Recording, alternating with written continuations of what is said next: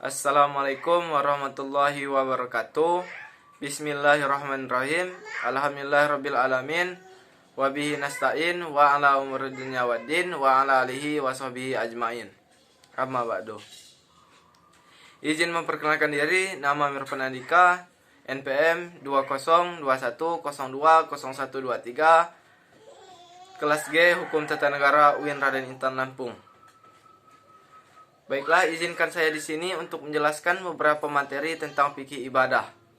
Materi pertama yaitu tentang tayamum. Jika kita berbicara soal tayamum, maka itu tidak akan jauh dari wudhu. Yang menjadi pertanyaan adalah apa-apa saja sebab-sebab kita dapat mengganti wudhu dengan tayamum, apa saja syarat-syarat untuk melakukan, dan apa saja syarat untuk melakukan tayamum. Baiklah, langsung saja kita ke pembahasan. Sebab-sebab kita dapat melakukan tayamum itu ada 3 hal. Yang pertama, tidak ada air. Apabila kita telah berusaha mencari air akan tetapi tidak mendapatkannya, maka kita dapat menggantinya dengan tayamum. Yang kedua, mempunyai penyakit ataupun luka yang apabila terkena air maka akan menjadi lebih parah. Yang ketiga adalah dikarenakan ada hewan yang lebih membutuhkan air itu. Contohnya, air itu ada, tetapi di posisi lain terdapat pula hewan yang lebih membutuhkan air itu. Maka akan lebih baik apabila air itu diberikan kepada hewan itu untuk melanjutkan kehidupannya, dan wudhu kita bisa digantikan dengan tayamum. Adapun syarat untuk melakukan tayamum sendiri itu ada 10. Syarat yang pertama adalah adanya tanah yang berdebu. Yang kedua, pastikan tanah itu suci, tidak ada kotoran di sekitarnya maupun di atas tanah yang akan kita gunakan untuk melakukan tayamum. Yang ketiga, debu yang akan digunakan belum pernah terpakai sebelumnya untuk melakukan tayamum. Yang keempat, benar-benar bertujuan untuk melakukan tayamum dan dilakukan dalam keadaan sadar. Yang kelima, tanah atau debu yang akan digunakan tidak tercampur dengan benda lain seperti tepung, minyak, dan sebagainya. Dan yang keenam, anggota tubuh yang diusap pada saat melakukan tayamum itu adalah kedua tangan dan muka. Dan yang ketujuh, pastikan sebelum melakukan tayamum terlebih dahulu sudah membersihkan badan dan pakaian yang melekat pada badan kita. Yang kedelapan, ijtihad menghadap kiblat. Yang kesembilan, tayamum dapat dilakukan apabila telah masuk waktu sholat. Dan yang terakhir atau ke-10 adalah tayamum hanya dapat sekali untuk tiap sholat fardu. Artinya apabila kita ingin melakukan sholat fardu lagi dengan menggunakan tayamum yang sebelumnya sudah dipakai untuk sholat fardu, maka sholat itu tidak sah dan kita harus melakukan tayamum kembali untuk melakukan sholat. Baiklah, materi kedua yaitu tentang zakat.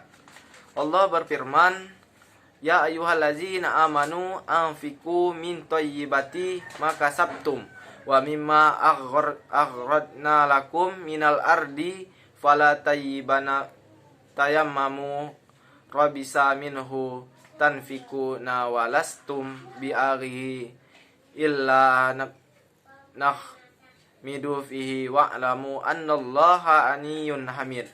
Yang artinya, hai orang-orang yang beriman, nafkahkanlah di jalan Allah sebagian daripada usahamu yang baik-baik dan sebagian dari apa yang kami keluarkan dari bumi.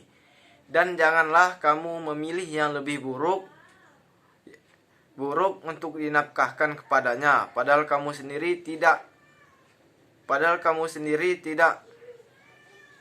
mau mengambilnya, melainkan dengan memincingkan mata terhadapnya, dan ketahuilah bahwa Allah Maha Kaya lagi Maha Terpuji.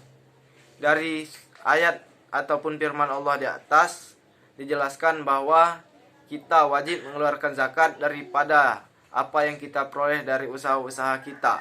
Dan zakat yang kita keluarkan itu haruslah berupa barang yang layak untuk diberikan.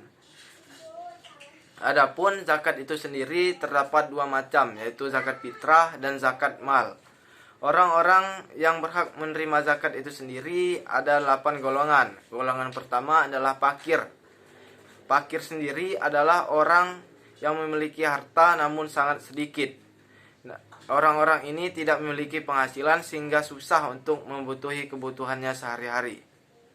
Yang kedua, miskin. Di atas fakir terdapat orang-orang yang disebut dengan miskin. Mereka adalah orang-orang yang memiliki harta namun sangat sedikit.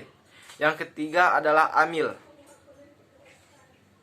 Amil sendiri adalah orang-orang yang mengurus zakat mulai dari penerimaan zakat hingga membagikan zakat itu kepada orang-orang yang membutuhkan. Yang keempat, mu'allaf adalah orang-orang yang baru masuk Islam. Yang kelima, memerdekakan budak. Pada zaman dahulu, saudagar kaya banyak yang memerdekakan budak-budak. Maka orang yang memerdekakan budak ini berhak untuk menerima zakat. Yang keenam adalah garim atau orang-orang yang memiliki hutang. Yang ketujuh adalah fi sabilillah. Dan yang kedelapan adalah ibnu sabil atau yang lebih dikenal dengan sebutan musafir atau orang-orang yang melakukan perjalanan jauh.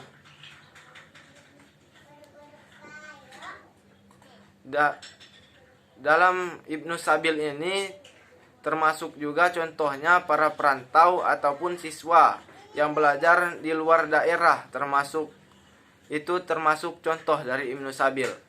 Materi yang ketiga itu adalah tentang imsak. Secara etimologi, puasa dalam bahasa Arab berarti siyah dan saum. Sama artinya dengan imsak yang artinya menahan. Allah berfirman, makan dan minumlah hingga jelas bagimu benang putih dan benang hitam, yaitu fajar. Quran Surah Al-Baqarah ayat 187.